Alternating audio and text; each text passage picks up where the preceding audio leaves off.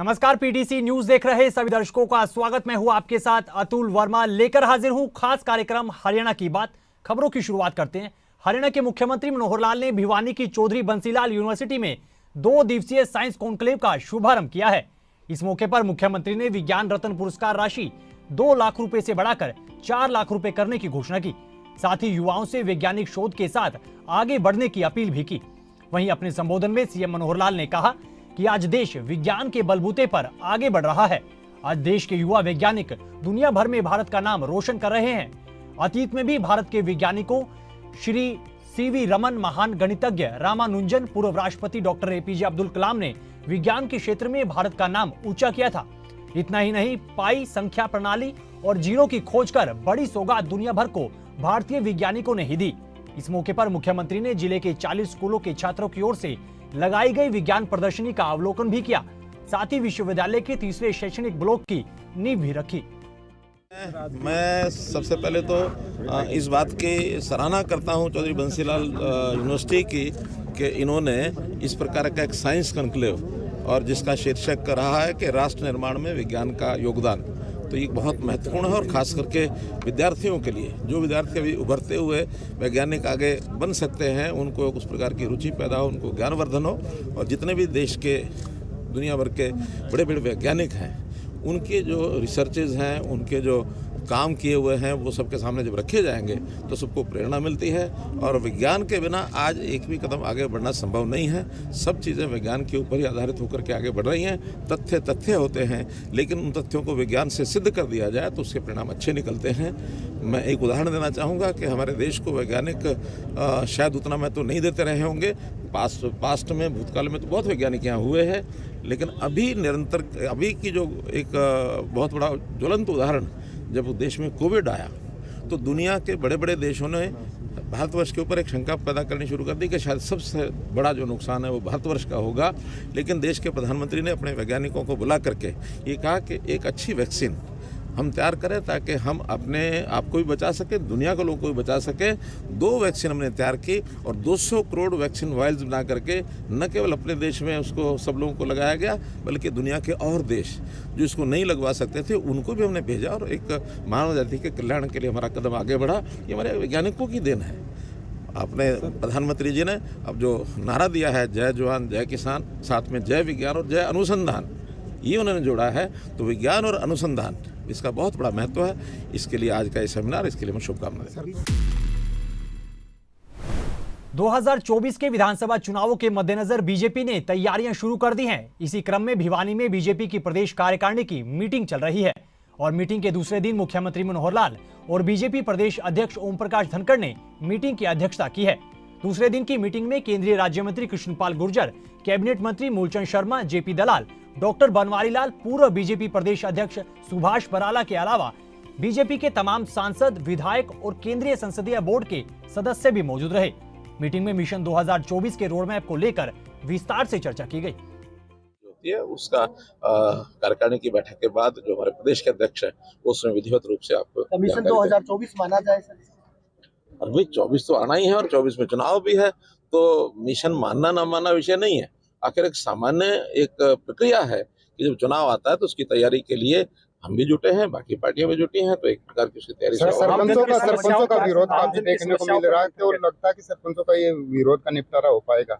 देखिए, कोई किसी प्रकार का तथ्य उसमें नहीं है, बल्कि इन सरपंचों की, हमारे जो लोकल बॉडीज के लोग हैं, उनकी हमने पावर्स बढ़ाई है। हमने ऑटोनॉमी की तरफ उनको ले गए हैं, उनकी स्वायत्ता बढ़ाई है कि अब उनके जो फंड्स हैं वो प्रदेश सरकार उस पर कोई कलम नहीं चलाएगी, उनके सारे फंड उनको सुपुर्द किए जाएंगे। हाँ, काम करने के लिए पारदर्शिता ये जरूरी है। अब मन मर्जी से कोई कुछ भी कराएगा और कुछ भी किसी को देगा, किसी से लेगा, वो सिस्टम नहीं चलेंगे। ये एक बहुत बड़ा एक समस्या, एक कठिनाई जो झेल रहे थे, उसको पारदर्शिता में किया और जनता इसको समझ चुकी है। जनता में इसका स्वागत है। वहीं बीजेपी प्रदेश कार्यकारिणी की मीटिंग में पहुंचे बीजेपी के प्रदेश अध्यक्ष ओम प्रकाश धनखड़ ने कहा कि पार्टी आगामी विधानसभा चुनावों को लेकर तैयारियों में जुटी है। तमाम परिस्थितियों को लेकर मंथन किया जा रहा है और जिला स्तर पर जिम्मेदारी भी दी जा रही है। वहीं ई टेंडरिंग को लेकर जारी सरपंचों के प्रदर्शन पर ओपी धनखड़ ने कहा कि किसी भी समस्या का समाधान मिल बैठकर ही होता है। छोटी सरकार और बड़ी सरकार के परस्पर समन्वय से ही विकास कार्य होते हैं। इसके अलावा उन्होंने प्रदेश भर में परिवार पहचान पत्र में लोगों को आ रही समस्याओं को लेकर भी अपनी प्रतिक्रिया दी। पन्ना प्रमुख का ये काम हमने 31 जनवरी तक उसको ऑन पेपर पूरा करने के लिए दिया था। बाद का समय उसकी प्रतिपुष्टि के लिए रखा था और 6 अप्रैल तक उसकी कार्यशालाएं करने का समय दिया हुआ है। उस काम की हम समीक्षा करेंगे। सरकार ने भिन्न भिन्न प्रकार की योजनाएं, जैसे चिरायु कार्ड है, आयुष्मान कार्ड है, बीपीएल कार्ड है, अनेक जो सरकार की लाभकारी योजनाएं हैं, उनके लिए लाभार्थी संपर्क का भी एक कार्यक्रम इस बैठक में तैयार होगा और लाभार्थियों को मिलने का दायित्व पार्टी के नीचे के कैडर को सौंपा जाएगा। एक समय में हम सुनते थे विदेशों में सोशल सिक्योरिटी बहुत हाई है, कोई बीमार हो जाए तो केवल अस्पताल जाके भर्ती हो जाओ। आज हमारे लिए 100-1.25 करोड़ लोगों के लिए वही व्यवस्था खड़ी हो गई है।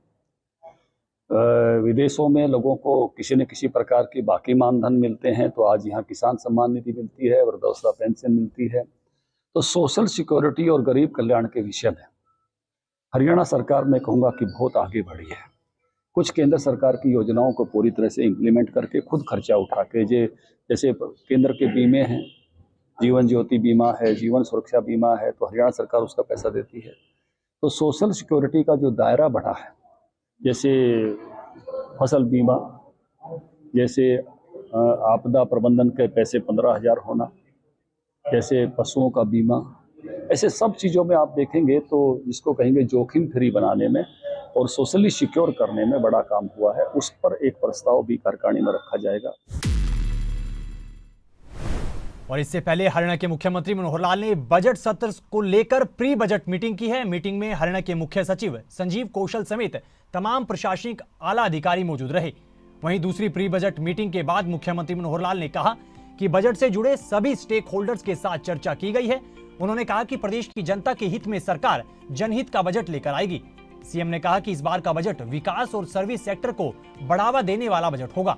वहीं स्वास्थ्य विभाग के नए ड्रेस कोड पर मुख्यमंत्री ने कहा कि अनुशासन और सेवाओं में गुणवत्ता के लिए लगातार नए प्रयोग किए जाते रहे हैं। कई चीजों को ध्यान में रखकर ही ये फैसला लिया गया है। वहीं नई HCS भर्ती पर उन्होंने कहा कि बिना सिफारिश और बिना खर्ची पर्ची के नौकरियां दी जा रही हैं। विपक्ष का काम बेशक आरोप लगाने का रहा हो, लेकिन हमने बिना किसी पक्षपात के नौकरियां दी हैं। देखिए, इस देश में बजट को लेकर के नए नए इतिहास बन रहे हैं। हम लगातार बजट से पूर्व इतनी बैठकें कर रहे हैं, बजट को बनाने में मेहनत कर रहे हैं, सब विभाग हमारे लगे हुए हैं। और एक इतिहास ऐसा भी है कि हमारे पड़ोसी प्रदेश में बजट को पढ़ने का भी मुख्यमंत्री को अवसर नहीं मिलता और वो पिछले साल का बजट पढ़ना शुरू कर देते हैं। ये भी एक अपने आप इतिहास बना है। लेकिन मित्रों, बजट एक बहुत महत्वपूर्ण एक विषय होता है, ये अवसर होता है, दस्तावेज होता है, जिसमें प्रदेश के लोगों का ज़्यादा ज़्यादा कैसे भला किया जाए और आने वाला वर्ष हमारे काम का किस प्रकार से एक जनहित में काम करने का जो एक खाका है वो तैयार किया जाए। तो इसलिए हम जितने भी स्टेक होल्डर्स हैं उनसे सबसे बात कर रहे हैं। 2 दिन पहले मैंने मेंबर पार्लियामेंट्स को भी उनसे बातचीत की, बहुत अच्छे सुझाव उन्होंने भी दिए हैं। और अभी विभागों के अनुसार जो चर्चा हमारी चल रही है, आज ये दूसरी मीटिंग उसमें थी। पहले कुल 32 विभागों ने उस दिन अपना पार्टिसिपेट करके अपने अपने सुझाव दिए थे। आज 10 विभाग जो बचे थे उन्होंने भी अपने विषय बताए हैं। अब ये निर्णय करने का विषय बाद में रहेगा। एक हमने जो फाइनेंस कमेटी, फाइनेंस सेक्रेटरी के साथ मिल बैठ करके हमारे जो CMO के लोग हैं और बाकी सब मिल करके कि उन सुझाव में कौन कौन से ज़्यादा एडजस्ट किए जा सकते हैं, उनको सबको एडजस्ट करेंगे और एक अच्छा बजट जो विकास का बजट भी होगा और जो जनता की सेवा के नाते से जितना भी सर्विसेज सेक्टर हैं उसके लिए भी एक अच्छा बजट होगा, ऐसा मैं आपको विश्वास दिलाता हूं।